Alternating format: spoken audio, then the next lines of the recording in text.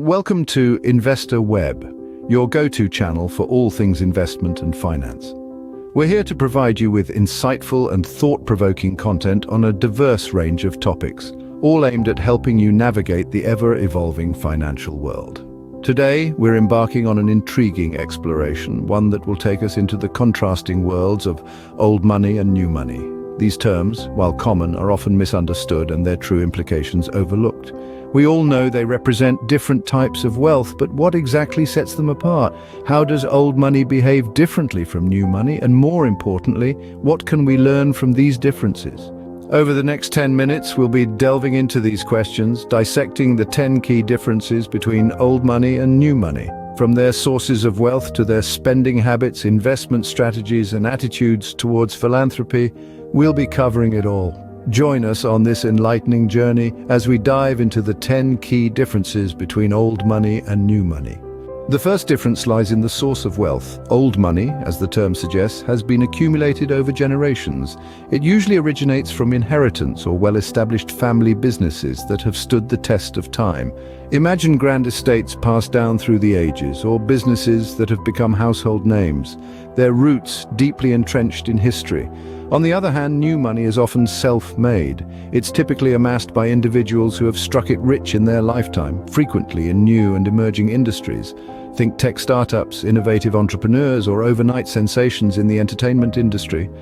These individuals have often created their wealth from scratch, riding the waves of societal change and technological advancements. So, while old money is like a giant oak tree grown over centuries, new money is more akin to a bamboo shoot sprouting quickly and reaching towering heights in a relatively short span of time. Hence, the sources of wealth in old and new money differ significantly. The second difference is in their spending habits. Old money, those who have inherited their wealth over generations, tend to adopt a more conservative approach to spending. They value preservation rather than ostentation. Their spending is often reflective of a long-term view, investing in assets that appreciate over time, such as property, art, and stocks. On the other hand, new money, those who have recently acquired wealth, might be more inclined to display their wealth. They often spend on luxury items like high-end cars, designer clothes, and extravagant vacations. This is not to say that they don't invest, but their spending habits are often more flamboyant and immediate, reflecting their recent rise to wealth. These contrasting spending habits are not merely a matter of personal preference. They reveal a deeper difference in attitudes towards money. Old money sees wealth as something to be preserved and grown, while new money sees it as something to be enjoyed and displayed. The spending habits reflect the differing attitudes towards money. Next, we delve into the contrasting investment strategies. Old money tends to lean towards traditional low-risk investments. Think government bonds, blue-chip stocks, and real estate. They prize stability, preserving wealth for future generations. Long-term growth is their mantra, and patience is their game. On the other hand, new money isn't afraid to take risks. They're the ones investing in cutting-edge technologies, disruptive startups, and other high-risk, high-reward ventures. They're driven by the potential of exponential growth, even if that means weathering a few storms along the way. They believe that fortune favors the bold, and they're not afraid to put their money where their mouth is. It's not a matter of right or wrong, better or worse. It's about different approaches reflecting different circumstances, mindsets, and goals. Old money seeks to preserve and gradually grow, while new money chases after rapid expansion and innovation. Their investment strategies are a reflection of their risk tolerance and financial goals. The fourth difference is their attitudes towards philanthropy. Old money, with its long lineage, has often built a tradition of philanthropy over generations. They see giving back to society as a moral duty, a responsibility that comes with wealth. Their philanthropy is often targeted, focused on causes they have a personal connection with, and is carried out discreetly. On the other hand, new money is just beginning to explore the world of philanthropy. They're often more public about their donations, using social media to raise awareness about causes. They're open to experimenting with innovative ways of giving, such as impact investing or crowdfunding. For them, philanthropy is not just about giving money, but also about using their influence to effect change. Yet whether it's old money or new, the goal is the same: to make a positive impact on society. Philanthropy is another area where old and new money diverge. Halfway through our list, we arrive at social status and influence. Now, old money has a knack for holding deep-rooted social influence and status. This is largely due to generations of family reputation, established connections, and long-standing traditions. They've been part of the fabric of society for some time and have woven their influence into the very threads of our culture.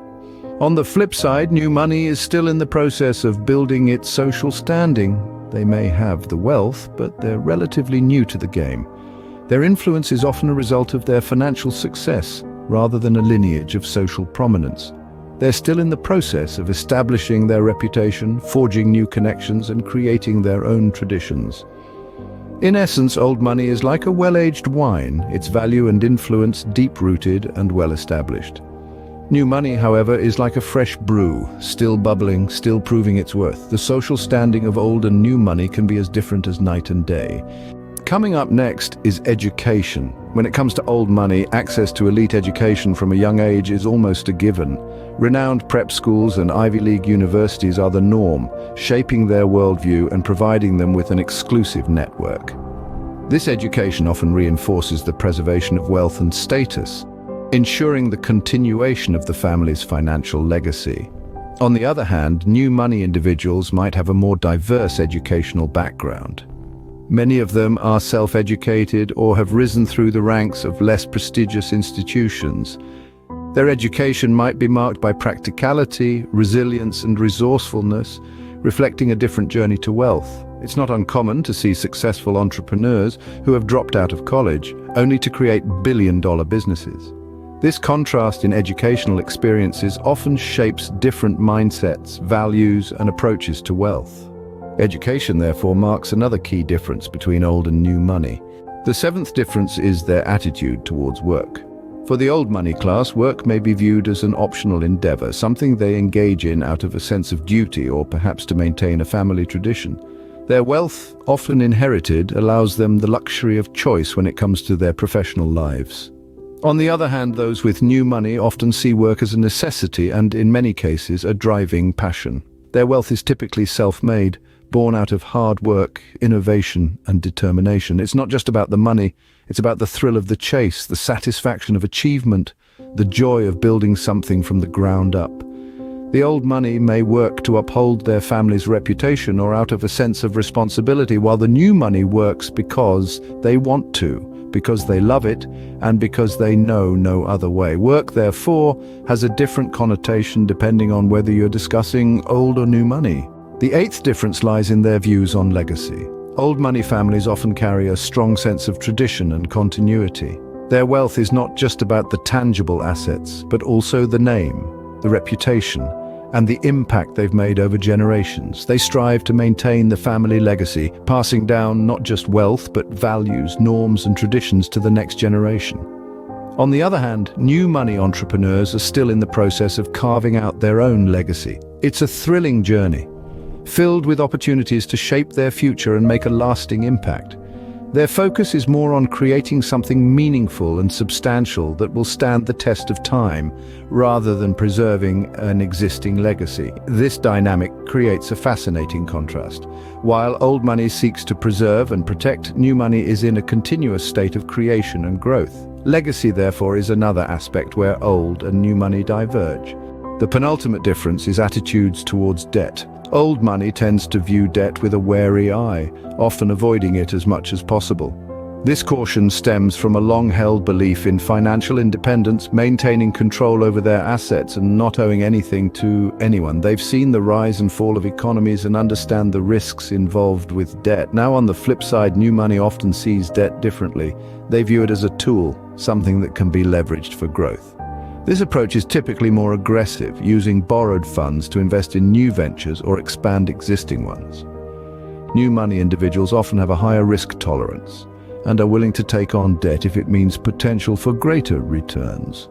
But remember, while debt can provide the means to accelerate growth, it can also lead to financial ruin if not managed properly.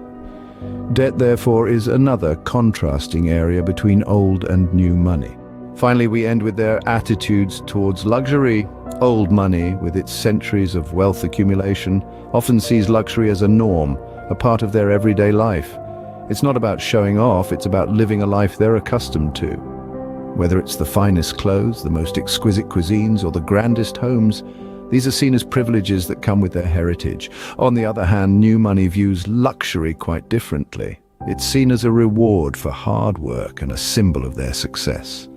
The latest gadgets, the fastest cars, the most lavish vacations, these are trophies they've earned. The display of wealth is a public affirmation of their accomplishments, a testament to their journey from rags to riches. So, while old money sees luxury as a quiet privilege, new money sees it as a loud reward. It's the same luxury, but the perception is as different as night and day. Luxury, therefore, ends our list of key differences between old and new money. To recap, we have discussed 10 key differences between old and new money. We've explored how the source of wealth varies, with old money often inherited through generations, whereas new money is typically self-made. We've examined the contrasting spending habits, investment strategies, and attitudes towards philanthropy. While old money tends towards conservative spending and investments with a strong philanthropic streak, new money often displays a more lavish lifestyle and riskier investment tactics. We've considered the influence of social status, education, and attitudes towards work. Old money usually has a long-established social presence and a traditional education, compared to new money's potentially self-taught background and entrepreneurial spirit. We've delved into views on legacy, attitudes towards debt, and perceptions of luxury. Old money focuses on preserving family legacy and avoiding debt, while new money is more comfortable taking financial risks and indulging in luxury. Thank you for joining us on Investor Web.